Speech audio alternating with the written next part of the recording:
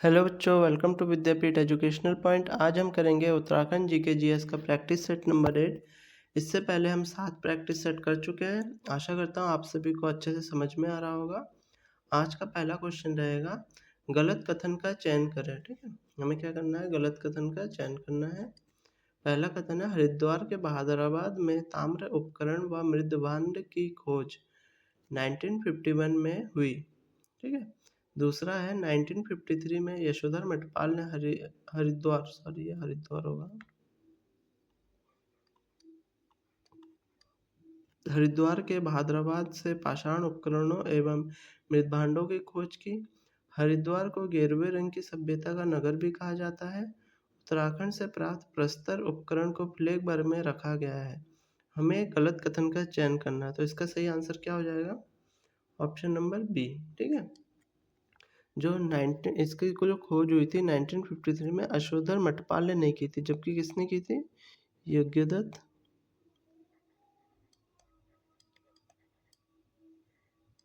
शर्मा ने की थी। ठीक है,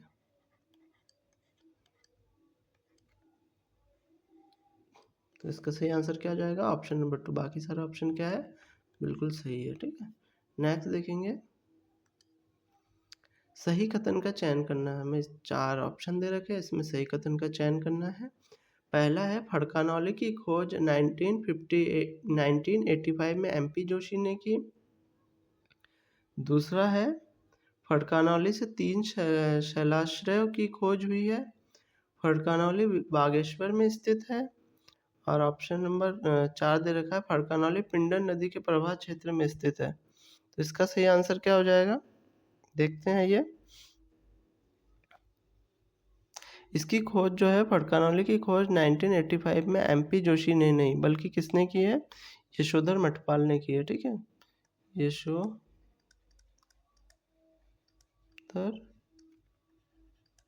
मठपाल किसने की? फड़कानौली की खोज यशोधर मठपाल ने की, MP जोशी ने नहीं। ठीक है, ये कथन गलत है। सेकंड वाला क्या है? फड़कानौली से 3 शैलाश्रय की खोज हुई है।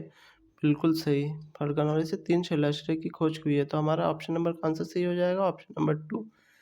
ऑप्शन नंबर 3 क्या है? फड़कानौली बागेश्वर में स्थित है। बिल्कुल गलत। फड़कानौली कहाँ स्थित है? ये आपका अल्मोड़ा में स्थित है। ठीक है। ऑप्शन 4 क्या है? फड़कानौली पिंडर नदी के प्रवाह क्षेत्र में स्थित है। नहीं, किस नदी के? सुयाल नदी के प्रवाह क्षेत्र में स्थित है। ठीक है, सुयाल।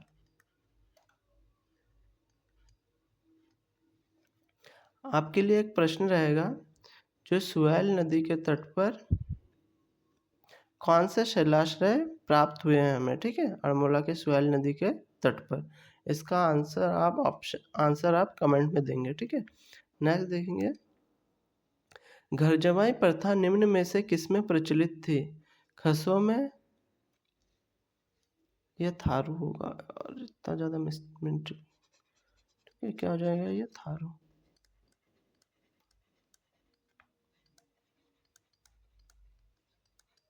शक में या भोटिया में? तो हमारा सही आंसर क्या हो जाएगा इसमें? खसों में घर जमाई प्रथा देखने को मिलती थी। ठीक है, घर जमाई प्रथा किस में देखने को मिलती थी? खसों में।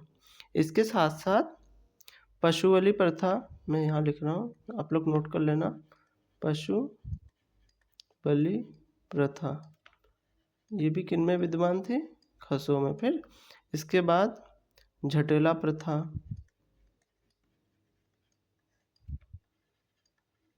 झटेला प्रथा में क्या होता था? कोई स्त्री जैसे ए है, उसने किसी से शादी की बी से। ठीक है, अब बी से एक पुत्र उत्पन्न हुआ उसको।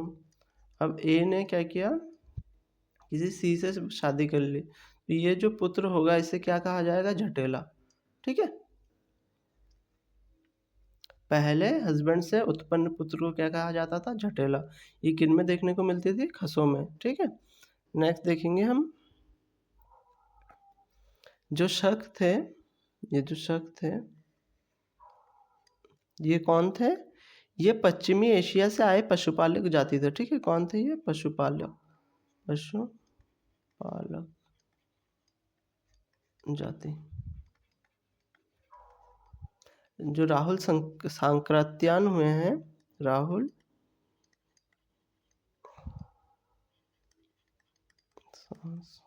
सांस्कृत्यान,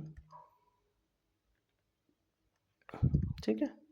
इन्होंने जो है शकों को क्या कहा था?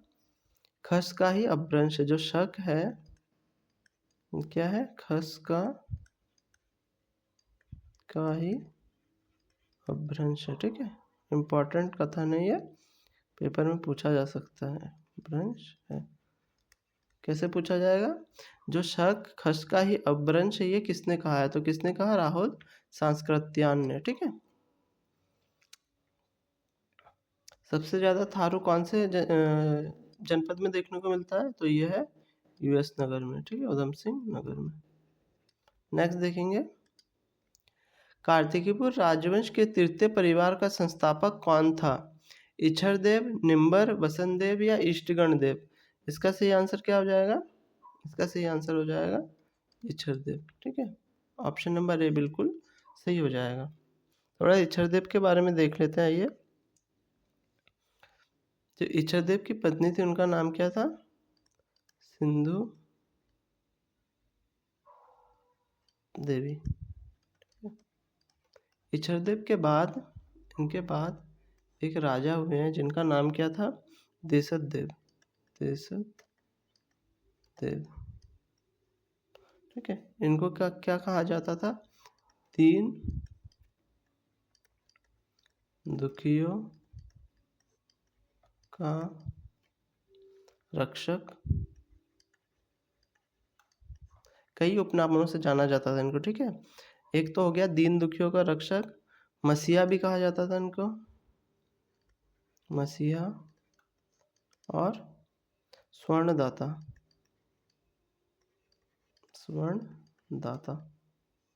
इनको ऐसा क्यों कहा जाता था? क्योंकि ये बहुत ज़्यादा हेल्पफुल थे, ठीक है, अपने जनता के प्रति। इनके बाद एक और राजा है जिनका नाम था, पहले कौन है? इच्छरदेव, फिर देशदेव, देशदेव के बाद और एक राजा है पद्मदेव, ठीक है, पद्मदेव। इन्होंने क्या किया था? जो बद्रीनाथ मंदिर है, बद्रीनाथ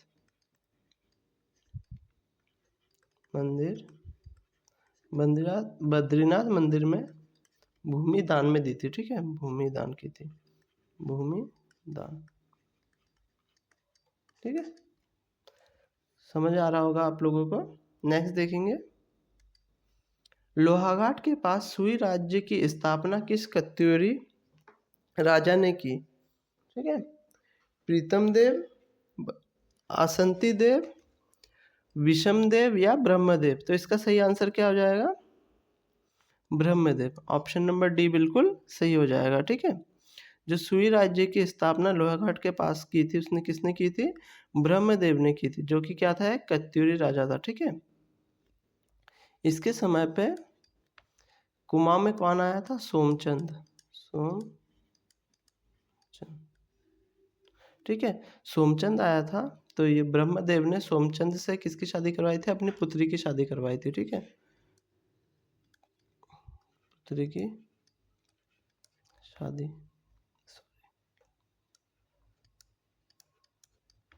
शादी करवाई थी,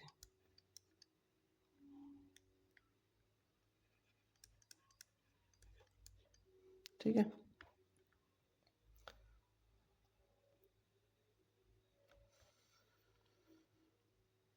नेक्स्ट देखेंगे, कुमाऊं में पंचायती राज व्यवस्था का जनक किसे माना जाता है? वामदेव को, ज्ञानचंद को, सोमचंद को, जयदेव मल्ल को? तो किसको कहा जाता है? इसका सही आंसर हो जाएगा ऑप्शन नंबर सी, सोमचंद को, ठीक है। सोमचंद ने क्या किया था? ग्रामों में बूढ़ा एवं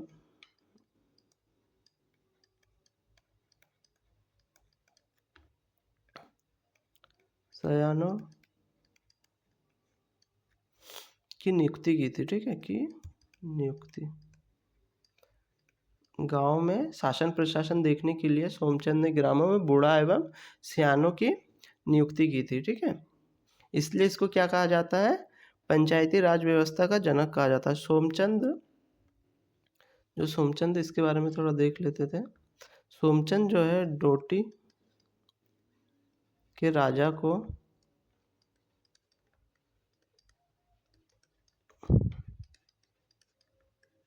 कर देता था। इसके समय जो डोटी का राजा था उसका नाम क्या था? जयदेव मल्ल। ठीक है, जयदेव मल्ल। ठीक, जो सोमचंद था इस शैव का पुजारी था। ठीक है, भगवान शिव का पुजारी था ये। इसने और क्या किया था अपने टाइम में? सोमचंद ने 4 प्रकार के किलेदार नियुक्त किए थे। ठीक है, कौन कौन से थे वो? पहला था कार्की, दूसरा बोरा, तीसरा तड़ागी, चौथा चौधरी।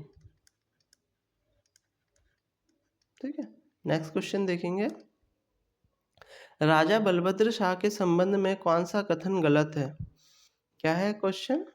राजा बलभद्र शाह के संबंध में कौन सा कथन गलत है? तो कौन सा कथन गलत हो जाएगा इसमें?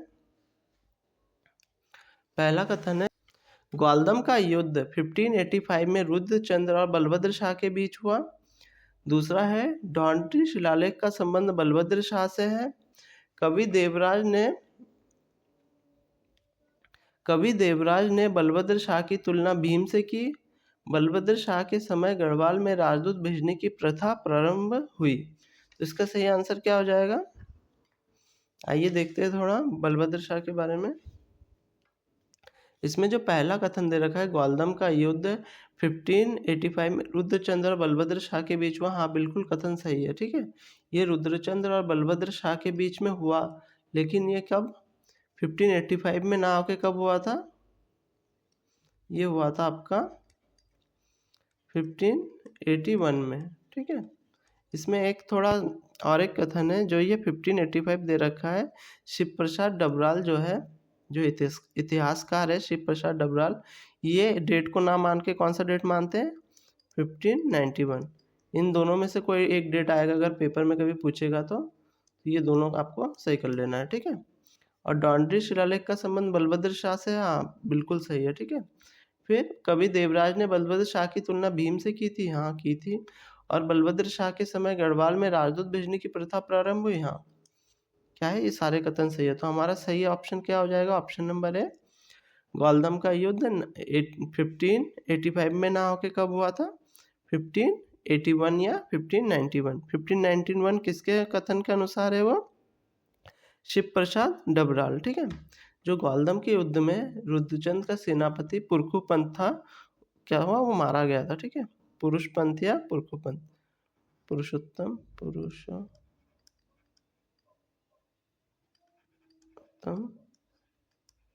पंथ। ठीक है, नेक्स्ट देखेंगे हम सूची 1 का सूची 2 के साथ मिलान करना है। ठीक है, जागीर, रौत, पौंड, टूटी या ज्योला। फिर सामने क्या दे रखा है सूची 2 में? भूमि मापन की इकाई, वीर सैनिक जिन्होंने सेवा पर भूमि मिलान, आयात निर्यात कर, राज्य अधिकारी को भूमि। ठीक है,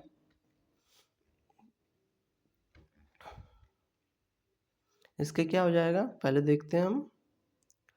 जागीर किससे संबंधित था? जागीर था राज्य अधिकारियों को भूमि। ठीक है, रौत क्या था?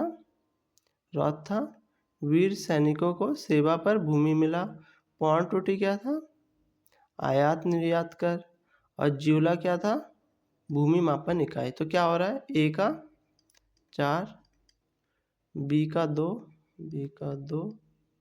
सी का 3 और डी का 1।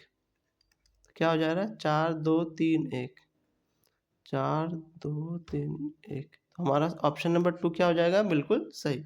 नेक्स्ट देखेंगे, निम्न में से उत्तराखंड में किस ब्रिटिश कमिश्नर को काठमांडू दरबार में कंपनी का राजनीतिक एजेंट नियुक्त किया गया था?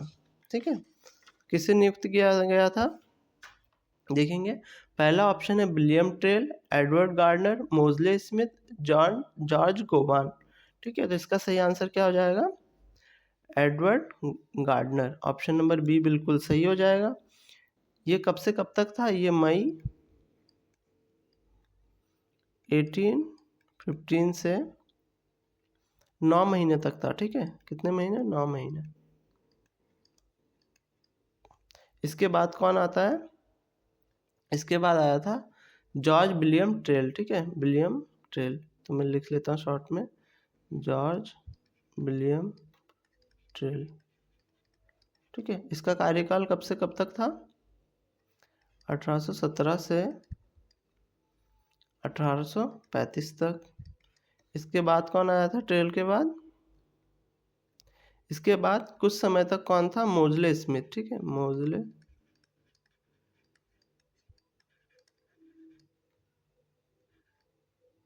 स्मिथ। मोजले स्मिथ का कार्यकाल कब से कब तक था? ये थे आपका 1835 से लेके 1836। ठीक है, लगभग 1 साल का कार्यकाल था इनका। इनके बाद कौन आता था? जॉर्ज गोवान। जॉर्ज गोवान, इनका कार्यकाल कब से कब तक था? जॉर्ज गोवान, इनका कार्यकाल जो है 1836 से लेके 1838 तक था। ठीक है, कुछ महत्वपूर्ण कार्य हैं इनके कार्यकाल में, वो देख लेते हैं थोड़ा। जो विलियम ट्रेल था, इनके समय में बहुत कुछ हुआ, जैसे कि आबकारी विभाग की स्थापना की गई, खच्चर सेना की कुली बेगार की जगह खच्चर सेना की स्थापना की गई। जो आबकारी विभाग की स्थापना थी वो कब हुई थी? 1822 में। ठीक है, क्या हुई थी? आबकारी विभाग। ठीक है, और फिर खच्चर सेना की स्थापना कब हुई थी? ये भी 1822 में हुई थी। ठीक है, किसकी जगह पे हुई थी खच्चर सेना की स्थापना? कुली बेगार के स्थान पर। ठीक है, नेक्स्ट देखेंगे, निम्न कथनों पर विचार कीजिए। 1871 में अल्मोड़ा में डिबेटिंग क्लब की स्थापना हुई। 1883 में अल्मोड़ा में बुद्धि वल्लभ पंत के अध्यक्षता में एल्बर्ट बिल के समर्थन में एक सभा हुई थी। तो इसका सही आंसर क्या हो जाएगा?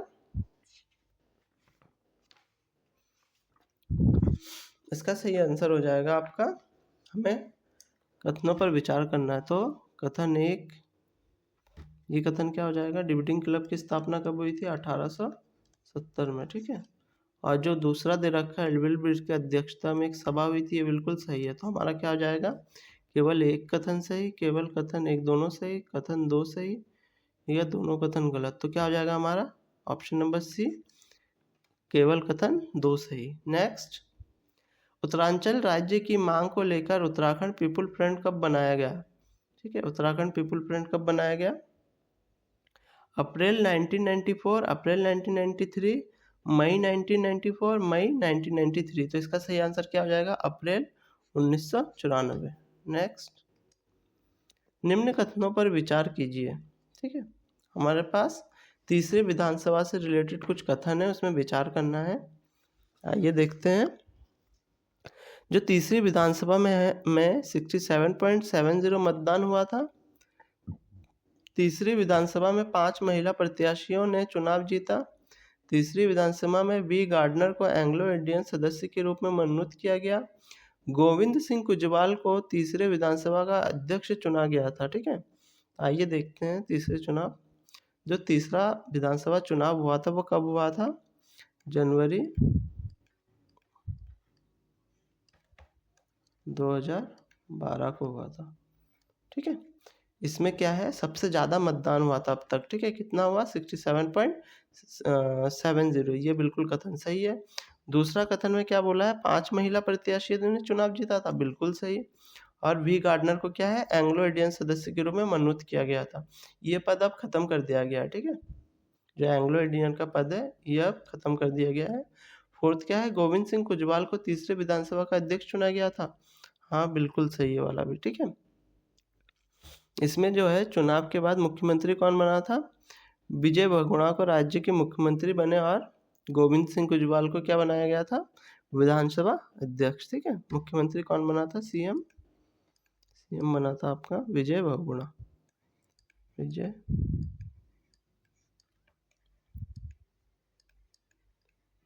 होगा। ठीक है, तो हमारा ऑप्शन क्या हो जाएंगे? सभी कथन सही, बिल्कुल ऑप्शन नंबर डी। नेक्स्ट, सूची 1 व सूची 2 को हमें क्या करना है? मिलान करना है। ठीक है, तंजुम पास कहाँ पे है? कालिंदी पास, सिलाधुरा पास और सुंदरडुंगा पास। तो क्या हो जाएगा? सुंदरडुंगा पास हमारा क्या है? बागेश्वर। कालिंदी पास उत्तरकाशी, सिलाधुरा पास पिथौरागढ़, तंजुम पास चमोली। ठीक है, जो ये कालिंदी पास है उत्तरकाशी और चमोली के बीच में पड़ता है। जो सुंदरडुंगा पास है बागेश्वर और चमोली। फिर सिलाधुरा पास पिथौरागढ़ और चमोली के बीच।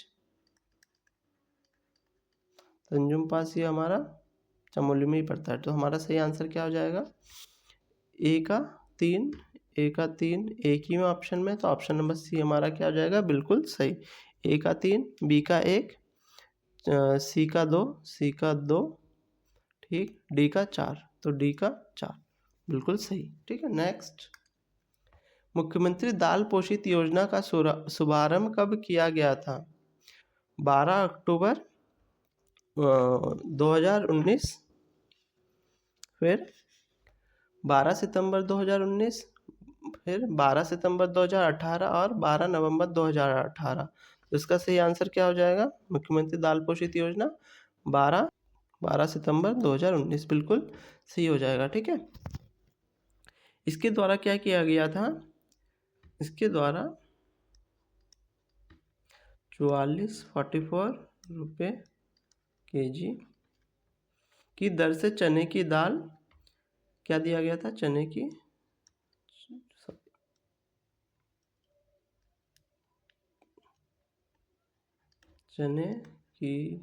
दाल, ठीक है, दाल को दिया गया था। नेक्स्ट देखेंगे, रक्षा सूत्र आंदोलन का प्रणेता कौन था? सुरेश भाई, गोविंद सिंह रावत, कल्याण सिंह रावत या मथुरा देवी। इसका सही आंसर हो जाएगा ऑप्शन नंबर ए, सुरेश भाई। नेक्स्ट, निम्नलिखित में से कौन सा सुशिर वाद्य यंत्र नहीं है? नागफणी, बिनाई, नागफड़ी, अलगोजा या मुरली। नाम से ही पता चल रहा है मुरली क्या है। सुशिर वाद्य यंत्र कौन से वाद्य यंत्र होते हैं? जिसको फूंक मार के बजाया जाता है। ठीक है, उसे क्या कहते हैं? हम सुशिर वाद्य यंत्र कहते हैं। तो मुरली में सुशिर वाद्य यंत्र है, अलगोजा है, नागफड़ी है, बिनाई नहीं है। ऑप्शन नंबर ए हमारा क्या हो जाएगा? बिल्कुल सही। नेक्स्ट, शुभ कार्य में बुरी आत्माओं से रक्षा के लिए बनाए गए चित्र को क्या कहते हैं? स्थौ, ऐपण, थापा, प्रकीर्णन चित्र। क्या कहते हैं? स्थौ। ठीक है, नेक्स्ट, उत्तराखंड बजट 2025-26 में कैंपा योजना हेतु कितने करोड़ रुपए का प्रावधान किया गया था? 395 करोड़, 625 करोड़, 2000 करोड़, 200 करोड़ और 285 करोड़। तो इसका सही आंसर क्या हो जाएगा आपका? कैंपा योजना के लिए 395 करोड़ रुपए खर्च किया गया। ठीक है, जो बजट था हमारा 2025-26, ये बजट किस पे आधारित था? इसे नमो बजट और ज्ञान बजट पर यह आधारित था। ठीक है, नमो का मतलब क्या है? एन से नवाचार, ए से आत्मनिर्भर, एम से महान विरासत और ओ से ओजस्वी। ठीक है, और ज्ञान का क्या अर्थ था? जी से गरीब कल्याण, वाई से यूथ, यूथ माने युवा, ए से अन्नदाता और एन से नारी। ठीक है, ये पहली बार हुआ था कि जो उत्तराखंड का बजट है 1 लाख करोड़ के ऊपर का हुआ था। ठीक, सारे इंपॉर्टेंट है, आप लोगों ने बजट को पढ़ रखा होगा सही से। नेक्स्ट क्वेश्चन देखेंगे हम, वसुंधरा जलप्रपात किस जनपद में स्थित है? चमोली, अल्मोड़ा, पौड़ी गढ़वाल या रुद्रप्रयाग। तो इसका सही आंसर क्या हो जाएगा?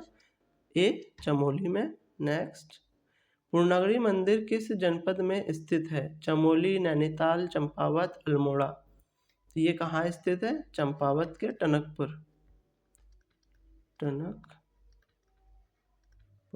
ठीक है, बिल्कुल सही आंसर है। नेक्स्ट, गणभोज दिवस कब मनाया जाता है? ये क्या होगा आपके लिए? होमवर्क होगा। ठीक है, इसका आंसर आपको सभी को कमेंट में करना है, और बाकी मैं इसका आंसर कल बताऊंगा, नेक्स्ट वीडियो में बताऊंगा आपको। वीडियो को देखने के लिए बहुत बहुत धन्यवाद। वीडियो को सब्सक्राइब कीजिए, लाइक और कमेंट कीजिए। ठीक।